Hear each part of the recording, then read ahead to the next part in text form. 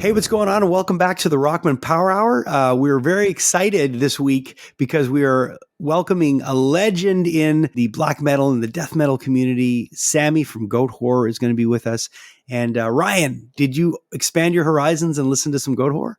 I listen to some Goatwhore, but I also listen to Acid Bath, which you really jump into. And my partner in Mindblender Media, we make music videos. I knew he'd like them. You know what I mean? Like, so as soon as you hear that vocal style and everything, I'm like, oh, this is totally Marco's bag. So between when we were binge chain smoking the show The Offer about the making of The Godfather, took a little break to listen to some Acid Bath, and it's really interesting. I'm really glad that you touch upon both bands in this interview. It's awesome. I can't wait for people to hear it. Well, yeah, and the thing with Acid Bath is they were really pioneers in that doom sound. And they're one of those bands, like, we talk about, we've had bands like that on the show. We've had artists on the show that are like that. I don't want to call them flash in the pans, but that's pretty much a best description for those bands that burn so bright, so hard, so fast, and they just, it's like, oh, it's gone, but it leaves its mark on the pan and you can't get it out. It's like, oh man, it charred. And that's what happens with bands like Acid Bath and other bands that we've had on this show.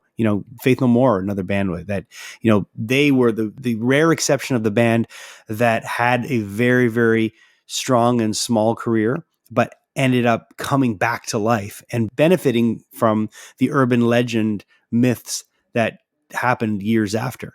And I think Acid Bath could be that band as well. If you're into extreme metal, if you're into great storytelling, and if you're into, this episode has a lot of that in it. And what I like about Sammy is that he's somebody that when he does an interview, he puts it all out there. And I was glad I got to talk to him because I was a Acid Bath fan. I like Goatwhore a lot. And one of my buddies manages them, and he's been singing their praises to me for years and years and years. And they're just one of those bands that all metal bands, when they think of a band like Goatwhore, there's a lot of respect there. Do you know what I mean? Absolutely, man. And there's no bullshit with them. They assume who they are. It's great to have somebody come on here finally and talk about Satanism a little bit. Well, that's why I wore this Pauly Shore shirt today. Oh, right. Satanism, Pauly Shore. And Hellraiser, right? It sounds like a Family Guy joke, so let's just go for it. All right. Well, let's start off by saying thank you for everybody that's joining in with us again today. We really appreciate all the support. We love the messages that we get from all of you. We love the interaction that we get on socials, and it's fun. Here we are. We're into the 50s in our episodes, and it's great. It's a lot of fun. We're seeing that people like to come back, and we know that this podcast is not necessarily streamlined where it's, you're going to hear the same kind of guest every week. It's very varied. And that's what I really, really wanted. And I think we both agreed when we did this is we wanted to be able to talk to anybody.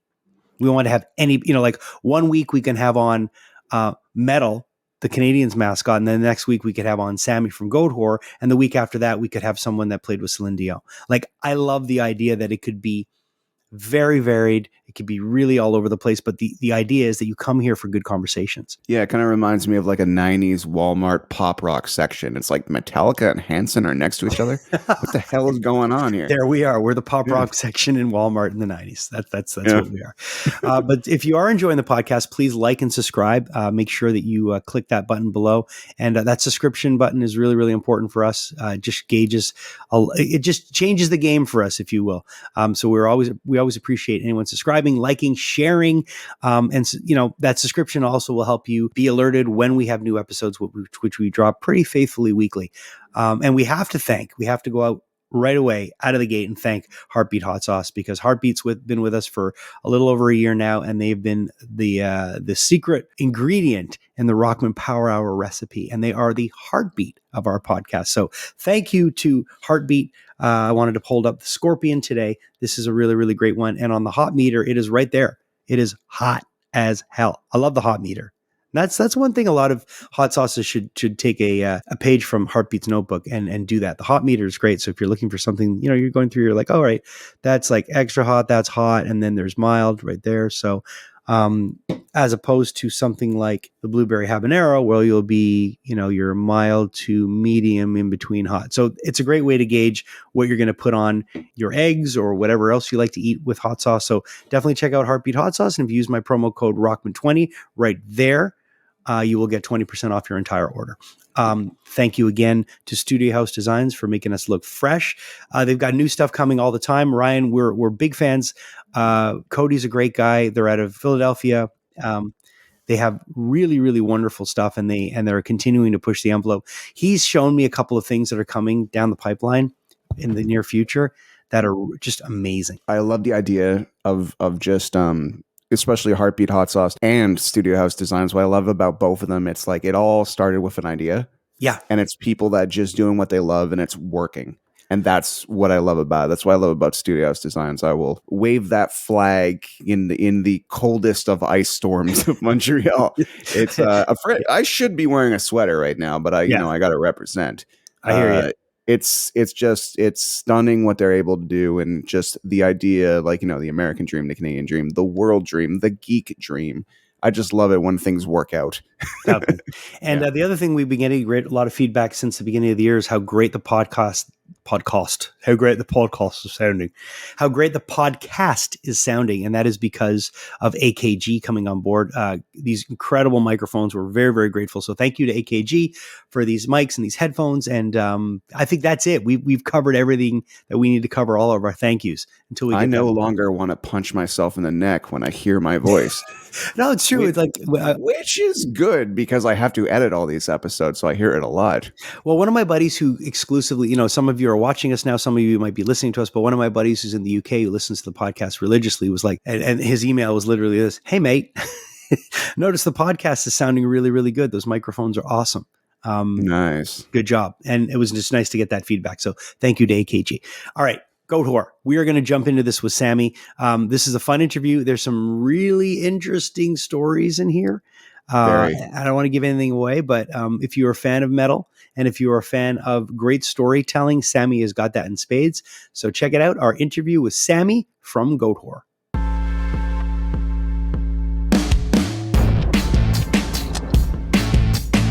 All right. Really, really happy to welcome on the Rockman Power Hour a gentleman whose band I've been following for quite a while, and who I'm very excited to chat with, because he not only is in a rad band right now, but he was in a band way back in the early 90s that I absolutely loved called Acid Bath.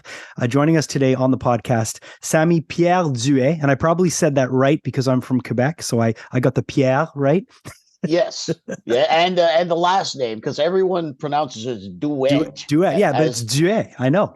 Yes. Yes. You pronounce it completely correct. Yes. Thank you. So I'm starting off on a good foot.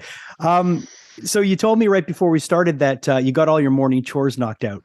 Tell me a bit about that. What are morning chores for the guitar player of Goatwhore like? Well, today's morning chores were a little bit more stressful than our normal everyday morning chores. We're leaving to go to Europe next week. Yeah, I saw that.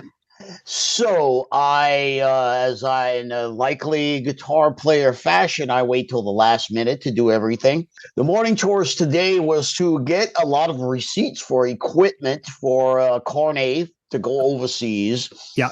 That leads up to a completely different story. We can maybe talk about that later, which, back in the day, when I was a youngster, when you go to Europe, you bring a guitar and you bring a pedal board, no big deal. Sure. And for some reason, we came back from Europe. I think it was, believe it is in maybe 2017, 2018. And we're going through customs. And I have my guitar case and my pedal board, and everybody else, the drummer has his cymbals, bass player has his bass, yada, yada, the normal things. We're not bringing massive amounts of equipment. Yeah, just like rented backline and breakables. Yeah. So we get up to the customs area to coming back into the United States. So it was the end of the tour. So we're coming back to the United States to check in through customs. And there's this a lovely young lady, and I hope you can hint the sarcasm, that pulls us aside and is like, "Do you have card A for all this equipment?"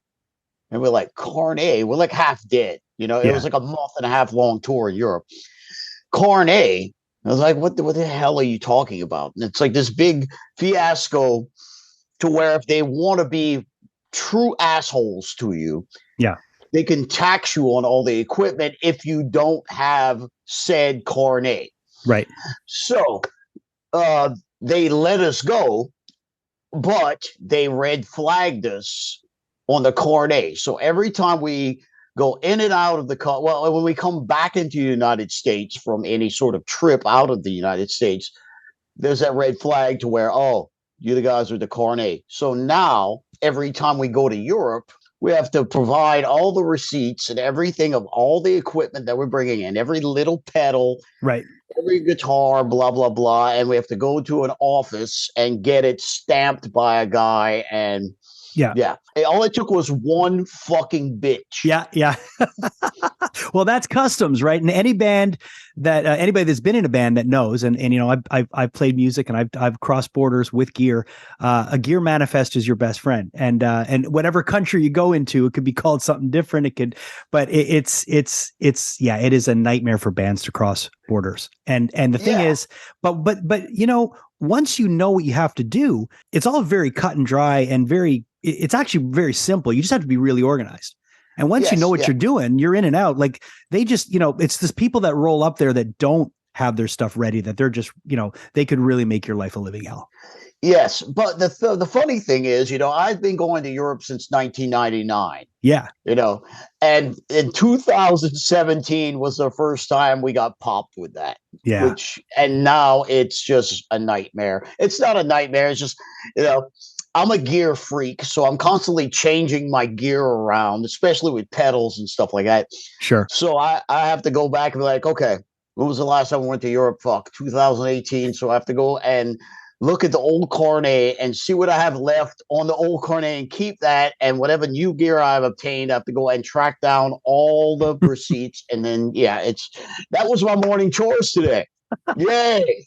So you guys, you guys are heading out to, you're doing a few dates in the US and then you're heading on a European tour. And I made sure to count this because when I was looking through the tour dates, I was amazed because you're doing 29 dates and you have 2 days off. That's how it's done. I was amazed at that. Now, do you guys, I mean, have you always done it that way? Or is this something, is it more like now that we're kind of getting back to things and people are getting out there and trying to play as much as they can? Or have you guys always been about going and getting as much done as you can in the shortest time? Yes, we're not a big fan of days off, to be honest with you. You know, so every time we book a tour, the only time we really try to take a day off is when we actually needed to travel. Yeah, for sure. If there's an extremely long drive or something like that, that's the only day that we'll take the day off. You know, I mean, we are, you know, I can count on one hand of how many shows we had to cancel because of one reason or another, you know. So, I mean, we're not a big fan of days off, you know, and, you know, why, you know, the days off, you're spending money rather than making money, you know? Yeah, absolutely. Absolutely. And that's what, you know, I'm hearing that the more bands I speak to, the more I'm hearing that is, you know, with the way things are now, you want to treat, you know, you want to be as smart as you can out there because, you know, the whole goal is to come home with some money, right? Yeah. But I mean, we've always been like that where we, you know, we'd see an unnecessary day off and we'd be like, okay, how can we fill this in? I don't care if it's a little dive bar that holds 50 people. Right. If it's a day off, let's just go play the little place and, you know, make a deal and, you know, go make a little money if we can, you know? I think what I've always liked about this band is that, you know, if you've never seen Goatwhore live, you guys deliver in a big way. And there's just so much energy that comes off that stage and it's relentless. Like it's just, there's not a lot of breaks between songs. It's just like, it is like guys are in and out. What leads to that pacing live? I mean, where does that come from? We try to fit as many songs as we possibly can in the set. Yeah. To where, you know, try to cut down this, not really cut it down, but kind of slim the fat off of the stage banter and in between stage antics and get down to business, which is rocking and rolling, you know? it's almost like you can watch an entire set of this band and there's zero talking. It's like, thank you, boom, done. Yeah, we'll take maybe, I would say, in a normal set, like an hour, we have like 4 breaks. Yeah. In between an hour set. And basically, those breaks are almost necessary, for tuning, or if something goes wrong, or, catch your breath, drink a sip of water or whatever, but we try to stick them in sections of 3 songs at a time. Right. To where you start one song and you end on the 3rd song. Right. So the pacing of the set's really important. I mean, and you could tell, like, when you guys play, it's not, there's not a lot of like dun dun dun in between or any of that stuff. It's like it's well paced. It's well paced. Yeah, I mean, if you want to tune your guitar on stage, you should probably consider a different job. And so when you're looking at 29 dates with 2 days off, how is that on Ben? And what does he do? Because I mean, obviously he's not here to speak for himself, but he must have to take care of himself on the road. Yeah, absolutely. Yeah. I mean, he's always been super healthy since I've known him since the mid 90s, when we first met. And he's always he's never been one that was like the party animal or whatever, he's never been a big drinker, or he's never smoked in his life. So he's always really taking care of himself, But, I think, a testament to that is the rehearsals as well, because he'll come in and rehearse and he'll sing half the set the first night.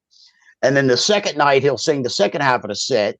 Then he'll take a break and not sing at all the next night, then sing the entire set the next 2 nights. And then he's pretty much good with that. So it's kind of like when you think about a vocalist, it's a lot like going to the gym. When you first go back, you're going to be sore the next day. The second day is going to be even worse. And then it's muscles. They just get stronger and stronger as you go. And actually, I've never heard somebody take that approach to doing a set. And it's actually really smart when you think about it, because, to do half and then do the other half and then take a break and then do the full thing. That's probably the smartest way to warm up to it. Yeah, absolutely. Because I mean, it's pretty brutal on his vocal cords what he's doing. Yeah. Well, that's it. I mean, anybody that's ever screamed in a band, and obviously, of course, there's techniques. If you go there and you don't know what you're doing, there's techniques to do it. There's mic control. There's all that kind of stuff that comes into play. But at the end of the day, what you're doing is it takes its toll on your voice. So you've got to be, I imagine, whatever time that he's not singing, he's got to really, really take care of his instrument. Oh yeah, absolutely. Yeah. The new album came out at the end of 2022. I love the title. It's just Angels Hung from the Arches of Heaven. It is. Where do you guys get the ideas for the imagery? I mean, the record covers, everything, song titles. Where does this all come from? And who's usually the creative force behind that? Or is it a collaborative thing? Me and Ben usually come up with those ideas. Ben, mostly I'll come in with my own ideas every now and then. But, the whole idea behind it, there's 2 things. Yeah. That is the idea behind it is, our massive hatred for organized Christianity and those types of religions, and our massive love for our Lord and Master Satan. Right. So that's the only way to explain it, is it's the love for one thing and the hatred for another. So all that is basically the launching off point when it comes to what are we going to focus on in this record? What's the aesthetic going to look like? I mean, there's a look to this band collectively when you talk about, merchandise, when you talk about album covers. And, it would be the strangest thing if you put out a record and, there was like pastels and stuff and sunsets. It would just not work. So you expect a certain aesthetic, but what amazes me about Goatwhore is that just when you think you've heard everything from you guys, you'll find another way to do it. Well, I mean, there's a lot of different ideas out there if you dig deep enough. Right. I mean, it's, I guess like when we first started, we were very heavily influenced by like the LaVeyan type of Satanism and stuff like that. Okay. Which is great. I'm a big fan. And, but you can only go so far with that. So you start digging into more things like how far can we go into black magic and necromancy and actual devil worship, and that whole thing. And we're always looking for different outlets for ideas for like dark occult, and Yeah. there's a wide world of that kind of stuff out there if you really look hard enough.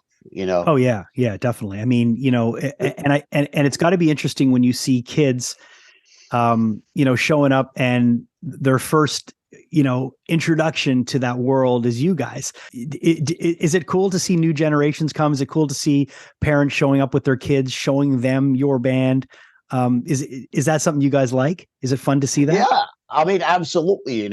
I mean, the way that I think about it is, when I was a youngster, I didn't have that option. Right. I was raised in a very Christian household, so I was never exposed to the different philosophies that are out there. It's like you're either a Christian or something very bad is going to happen to you. Right. Which, that's your own choice to make. But, when parents bring their kids out to see our enlightening religious message, it leaves them the option to say, well, this kind of strikes a chord in me, and maybe I should track this down, or maybe I'm not into this kind of stuff, or I'm not ready for it just yet. So it's about the freedom of making your own choice with your own life. Yeah, and I think what's great about your band is there's levels to your band. And every great band has levels. I've always said that. There's levels to the band. You could be a casual listener where you just go, hey, I really like the vibe of the music. I just like going and hearing heavy stuff. I just like seeing, a tight band that plays well. And then you're going to get people that can go deeper into it, that are going to, focus into the lyrics, that are going to focus into the artwork. So it's nice when you have a band that you can really dive into and find multi-layers. And that was something that when I was growing up, the bands that had that were the ones you gravitated towards. They're the ones that you were like, I want to know more about this band.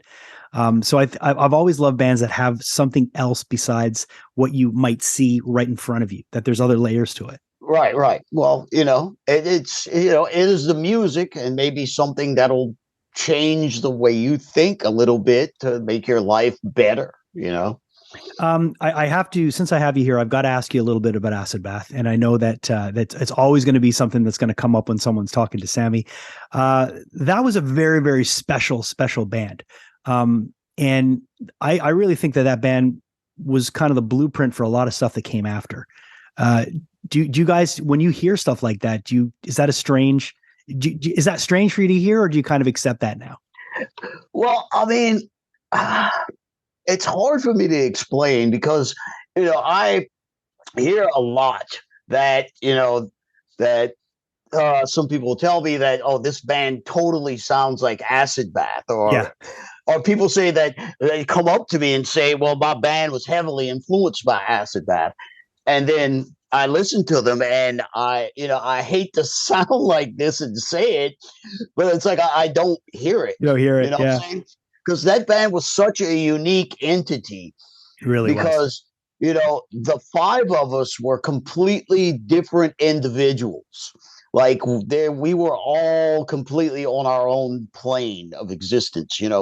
We had a collective thing that kept us together. That I can't explain what that is, but it's we had like this magnetism to each other, but our influences on a personal level, musically, were all vastly different. Right. And I mean, I've heard a lot of bands that try to pull that off, that don't, in my opinion, don't do it right. The way it's really jerky, to where the band will have a death metal part, then go into like a jazz part. Sure. To where it's so much of a shift. Yeah. Rather than some kind of way with Acid Bath, we took our different influences and made it smooth, I guess you can say. Yeah, well, exactly. It felt like its own thing. Like, for example, I'm a massive Faith No More fan. Like, they're one of my favorite bands of all time, and another band that had all different corners of music come together and make a sound. But you know, when you would listen to something like Mike Patton's Mr. Bungle, I mean, that was very jerky. You know, that was like kind of, it was almost like cut and paste. You know, like William Burroughs would do. You know, he would cut and paste the stuff together. That it was almost that kind of a thing. But you guys really did take a lot of different influence and sounds, but make a sound, and that is something that's very, very different. So I totally hear you on that. Yeah, it was a special time back then. You know, like I said, I can't explain it. Yeah, it just happened. It wasn't something that we thought about a whole lot. We just played what we felt, and it just worked, which is, you know, very, very unusual for a lot of bands to kind of achieve that. You know, and I didn't realize that at the time. You know what we were actually embarking on. And then, you know, it took me like after the fact, after the band was broken up and all this stuff, to really sit back and go, wow, how the hell did we do that? Yeah. Yeah. You know? Yeah. And it's true. I mean, and again, it's that classic story of, you know, you there's a band that has this very, very short period of time, you know, that burns really, really hot. It goes away, but it leaves something that stays. It's almost like something that's burned into wood and it's there. And you look back on it after and you're like, man, that was really special. But again, it gets appreciated after. For me, a band like Acid Bath is almost like Blade Runner. Blade Runner comes out, no one understands it. And then 10 years later, it's everyone's favorite fucking movie. That's exactly what happened, you know, because like when we were together and touring, you know, nobody got it, you know. When we were together, death metal was at its peak. You know, you had Cannibal Corpse that was in a fucking movie. You know, you had, you know, Morbid Angel was signed to a major label. You know, it was at that time that we were together and being active. So I think it just went over a lot of people's heads at the time. I guess, you know, I don't know. I don't know how to explain it. You know, no, but I know. But it was very frustrating, you know, at that time, because, you know, we knew that we had something special, but, you know, it never got to the point to where we were getting really discouraged because no one was understanding. And it you know, now it's this thing now, and now everybody is just kind of like, we'll see what happens in the future, you know. Yeah. And I'm sure, you know, I've seen like a t-shirt release that's happening, like little things here and there. But it must be fun to maybe, you know, and I know there will never be new music, but the idea to go and pay tribute to that, and to be able to play some of that music live would probably be a really, really fun proposition for a lot of fans. Yeah. Yeah. I mean, who knows what might happen? I can't predict what's going to happen tomorrow. No. I can just hope that, I mean, as Acid Bath, as calling it Acid Bath, a reunion will never happen. Right. It's just not. As far as a celebration of Acid Bath's music, I would definitely be 100% behind, depending on who else would be involved. You know, at least I would not want to do it alone. I would like to have at least one other member involved with me. Right. But, you know, it's kind of like the rest of the guys have kind of moved on with their lives, you know, and it is what it is. But, you know, I'm very hopeful that hopefully, because I recently did a thing, excuse me. All good. In Sioux Falls, South Dakota, there was we used to play there a lot. That was one of the only places when Acid Bath was active that we would play, that would actually draw people to come see us play. Yeah. So that was a very special place for us. And we were like, all right, we're doing a tour. Everyone else is going to suck, but Sioux Falls is going to be great. Yeah, yeah. So on every tour that we've done, it was always like that. So recently, it was earlier last year, some guys that were in some of the bands that we used to play with back then, was one of the guys, like 50th birthday or something like that.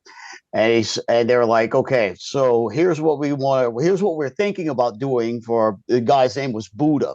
Okay. And we're thinking about doing an Acid Bath thing for Buddha for his 50th birthday, to where we'll get two bands. It's going to be two tribute bands doing each album in its entirety. And how would you feel about if we flew you down and came hang out? And I was like, that's amazing. But if you're going to fly me down to come hang out, I am definitely going to play some songs. Sure. So I got up with both tribute bands and did a couple of songs with them, and it was amazing. I mean, I could remember the first tribute band was getting up there, and they were called Like Murder, and they did pagan terrorism tactics in its entirety. Wow. And so I was sitting there at the merch booth and just waiting for them to start because I was going to play a couple of songs later on the set with them. So I'm sitting there and I'm watching them, and they start, and there was a pretty big crowd there. I would say it was sold out. I would say there was maybe like 1,500 people there. And I'm sitting there, and they're starting, and 1,500 people surrounded. The place is packed, like you can't move. It wasn't a gigantic club. Yeah. And every one of these people, I'm looking around, and they're all singing every word. Yeah. And I was like, I need to get out of here right now, because this is not what I expected to happen. Yeah. You know, it's emotional. It's emotional. Yeah. So I was like, I had to go outside and regain my composure for a minute, because I was like, man, this is fucking heavy, you know? Yeah. Yeah. When you just look around in a room with like over 1,000 people and every one of them singing every word, I'm like, Jesus Christ, man. Yeah. So it was a good time for sure. That's the power of music. And that's what I love about the way the world is now. You know, when I was growing up, and I imagine we're not far in age and differences in age. I mean, I'm 52. You know, when you grew up, finding out about music had to be through magazines. It had to be through that cool guy at the record store that would let you in on something, tell you this is the new thing you need to listen to, or an older brother or someone else, you know, the older people in your high school or whatever. Nowadays, you know, someone finds out Goatwhore or, you know, or Acid Bath, they can go right away and they can just dive down the rabbit hole and find everything. And that's what's incredible now. So you never know when something's going to catch and something's going to get popular. And it's kind of a really neat thing for artists, because, you know, like the experience you had, you go somewhere else where you're not, you know, you don't know everything that's going on there, but you show up there and these people all know your stuff. You know, we're isolated. We're in another part of the world. We're in our own little rooms, but we show up there and that stuff travels because of this thing that we're doing, this internet thing. And that's what I've always loved about, you know, the internet and social media. I think it's great for things like that, where, you know, we can share our passions. People can communicate from, you know, all over the world, and things can travel. And it's not like before we had these gatekeepers that would keep things away and you'd have to have an in, you know. Now it's like someone wants to find out everything about a band, they're in, you know. They don't have to read Hit Parade, or they don't have to read Cream. They don't have to read, you know, Metal Edge, none of that. It's just, or they can, they just got to go find a website that has all the old magazines that are probably scanned in there. Yeah. The information superhighway. Yeah, it's pretty cool. But you know, you guys have a new record that came out in late 2022. You're heading out on the road. More tour dates have been announced. Like we mentioned before, Hell in the Harbor, which looks just amazing, is going to be happening in late May. And I imagine there's more stuff coming in for the rest of the year. Absolutely, yes. Some very special things are coming that I can't talk about right now, but there's some really cool stuff I should probably mention. If you're a fan of the Louisiana scene, oh yeah, there might be a tour coming up with a couple of bands from the New Orleans area touring together later this year. Maybe something like that might happen. Okay. With you know, some certain other bands that are very popular from the Louisiana area that are probably doing some I'm going to just stop. I'm not going to give it away too much. I don't want you to have to say what you're probably going to say, because I'm kind of going where you're going right now. And I think I know what you're talking about, and let's just let it happen. Yeah. Because I don't want to start throwing names and I don't want to start fishing with you. But right. I just want to talk to you about this really, really quickly. One of the coolest experiences I ever had in New Orleans was, I was there during Halloween. I was touring with Soulfly. And I got a chance to go to the House of Shock. Oh, yes. Did you ever have any experience with the House of Shock? Did you do anything? Yeah. Tell me about it. Oh, yeah. Of course. Man, my history in the House of Shock goes way, way back. Okay. So I remember the first time I went to the House of Shock, it was definitely not probably what you experienced. Yeah, I went through in 2000. So yeah, that was when they had their shit together. Right. It was one of the most, and just to let people know, if people are listening, they don't know what the House of Shock is. The House of Shock was a walk through haunted house with live action stuff going on, right? Fully immersive. Yes. Yes. Fully immersive. So I remember, I think it was the second year they did it. Acid Bath was actually playing a show not far from where the House of Shock was. Right. And we had never got a chance to check it out. They were like, well, before the show, you guys want to come and hang out and check out the haunted house. And mind you, this is before they had their shit together. Yeah. This was like in a small abandoned building that they kind of makeshift into a haunted house. So we went through it. It was pretty intense. And I remember it was me and the singer Dax Riggs for Acid Bath. Yeah. And he was right in front of me. And we're going through, and this big, enormous creature comes out of nowhere and grabs Dax, I guess. I'll explain of who it was afterwards, and like pulls him in to give him a hug. And I guess Dax got scared or surprised and headbutted this person in the nose and broke his nose. Oh. And lo and behold, do you know who this person is? It was Phil Anselmo. I was just going to say it was Phil. So Dax accidentally broke Phil's nose by Phil scaring the shit out of him and grabbing him, like giving him a hug. And then Dax like freaked out and headbutted him. And yeah, that was brilliant. That was the first, I think it was the second year House of Shock was open. It was a very, it was definitely not as professional as probably the one that you saw, to where it grew up and they had the warehouse that was built with all the sets and all that stuff. Yeah. But I mean, we played the House of Shock with Goatwhore. Like there was like a yearly occurrence for a while, because the compound they had out in Jefferson, it was just, they had a stage and a sound system on outside where the concessions were while you were waiting in line to get into the haunted house. Yeah. And they'd have bands playing out there. So we would, every year we'd be like, oh, when it gets close to Halloween, if we're around, we play it. So we've done it. Like we played the House of Shock like at least 5 times, I would say. Yeah. It's still one of the most memorable things that I've done. And it was fun. And I'll never forget getting chased by somebody with a chainsaw, fully running, but no chain. But the sound, and there's strobe lights, there's blood everywhere, and I was terrified. Yeah, it gets pretty intense, and especially like the year that you went. That's when it was at its peak of like just taking the shock value through the roof. You know, I don't know if I shit my pants, but it was close. I mean, the later years, they kind of made it a little bit more family friendly, for lack of a better term. Right. But the years that you went, it was just a full on fucking assault. You know what I'm saying?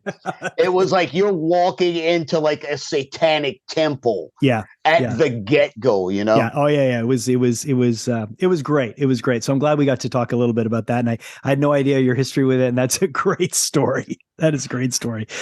Sammy, thank you so much for taking the time, man. Continued success. Keep killing it out there. Good luck on that tour.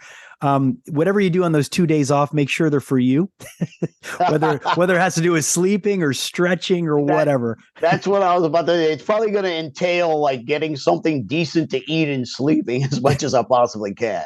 And definitely check out the new record, Angels Hung from the Arches of Heaven. It's Goatwhore, 25th anniversary, heading into year 26 now, 8 albums in, and not slowing down. Great to have you on, man. Thank you. Thank you for having me, man. That's one of those stories, man. It's in the haunted house. Yeah. That that's the type of story I'm going to tell friends when I'm like, at a party or something. Like if I have nothing interesting to say about my own self, I'll be like, did you know that this singer of Acid Bath headbutted Phil Anselmo in the face while dressed as a monster in a haunted house? I know. Absolutely insane. Absolutely crazy. So no, I love those stories. And, you know, him being from Louisiana, you know, it's that there's a whole scene there. There's a whole scene of bands that came out of the swamps, if you will, of Louisiana that were just great. Like, you know, I Hate God and anyways, I was really glad we got to do this episode with Sammy. He's a really interesting dude, great guitar player and rad guy. And I loved when he talked about being in that one city in America where they were just huge fans of Acid Bath. Yeah. And he got emotional, you know, because he was when there. He heard thousands of people singing the songs. And, you know, you're talking about a band that was not that well known commercially, but has a fan base. And that's what I've always said, you know, when you have a fan base and when you put out product that speaks from the heart and that's real, those fan bases, they will find you. You know, that's why I've always said, whatever you do it with integrity, do it with heart, and do it for the right reasons. And that's the kind of stuff that endures. And I would much rather be in a band that has that kind of legacy than a band that makes millions. Mm-hmm. I think it's so much more important personally, you know, and it doesn't mean to say that a platinum selling band can't have legacy. Of course they have a different kind of legacy, but there's something about that underdog band that, you know, you discover and you're like, wow, like there's so many of those bands in my music collection. You know, if I was to look through, I have these heroes that, you know, a guy like Brant Bjork, who was the original drummer for Caius, and he's one of these guys that he's a name that if you're into stoner rock, you know who Brant Bjork is. But if you don't, if you're just a casual walker by, you won't know. You might know Caius because of the association with Queens of the Stone Age. But when you go down that deep dive into stoner rock and you discover Brant Bjork and his catalog and stuff and how much music he made and how rich it is and how varied it is, that's when things get interesting. And I think Sammy's one of those guys that has that kind of career. And I'm sure moving forward, there'll be more stuff like that, you know?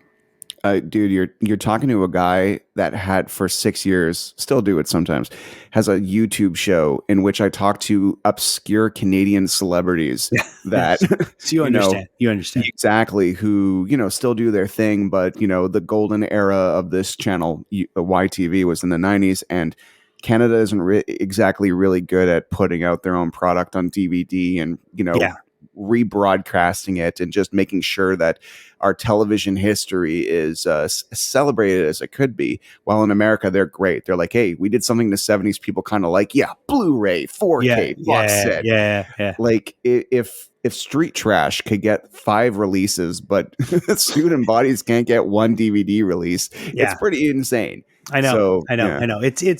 It's that weird thing, right? And I think it all depends on who's at the helm. And when you see new generations coming into their own, and discovering this stuff and going, this needs to be seen. And it takes champions. It takes people to champion it. It takes people to say, this is important. That's why you doing the YTV show, is important, because there's a lot of people that will be like, hey, this is like, man, somebody's paying attention to this. And of course, if you're involved with it, if you were involved in it, you're going to be somebody who is going to appreciate somebody looking back on what you did and trying to shine some light on it. But that's what you do. That's what you do all the time, especially, you know, I interviewed these cast members of the show Student Bodies, and they ended up inviting me to host their reunion panel in Toronto. Yeah. And very similar things have happened with you involving Kings of Quarantine and, you know, us hanging out with DMC for a weekend and everything. Like it's kind of insane.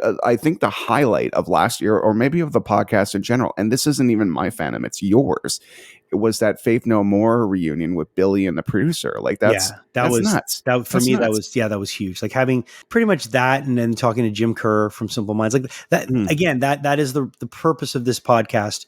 And I can only talk for me and for you, is because, you know, we're the ones doing it. We have to create content that we enjoy, and hopefully we bring some people along with us. So if you are enjoying the podcast, and we really appreciate you checking this out week to week, please like and subscribe. If you're listening, just hit the subscription button on whatever platform you're listening to us on. If you're watching us, God, you're lucky if you are, because we are two handsome motherfuckers. Just subscribe on you. Subscribe says on my mom. So your mom says I'm handsome too, but okay, let's not get in. Let's not get into. Well, I hope your mom thinks I'm handsome. That would be great. I knew that was coming. All right, let's just stop. So like and subscribe, hit the subscription button below. And thank you again to Heartbeat Hot Sauce for being with us each week. We appreciate you guys. You make our eggs taste so much better in the morning and everything else. I put this on a burger the other day. I made a Beyond Meat burger.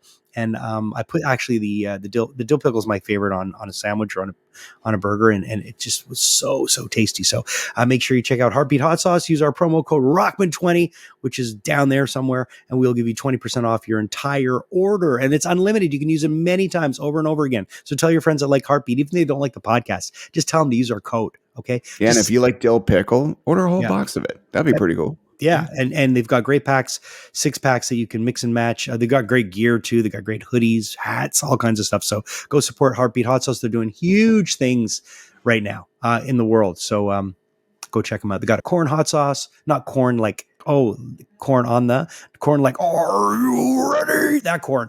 So I want to get that hot sauce. I want to put it on corn. Of the cob and just have this kind of parallel chicken before the egg, David Lynch style, inescapable parallel that no one can. Just like a wheel going around and around and around. Yeah. And then you should have corn blasting when you're doing it too. So. Yeah, and the joke is corny as well. So it's just oh my God. Okay, it's time to go now. Thank you to Studio House Designs and who have drops. The last drop I saw. Oh, it was a bunch of Japanese horror films, and it was super cool, man. They did Audition and Itchy the Killer. Yeah, there's all that cool stuff. So go check them out at studiohousedesigns.com. And thank you to AKG for helping us sound better. And we always like to have forward motion. Thank you so much good Lord, did I need it? Thank you. Thank you. We'll see you next week on the Rockman Power Hour.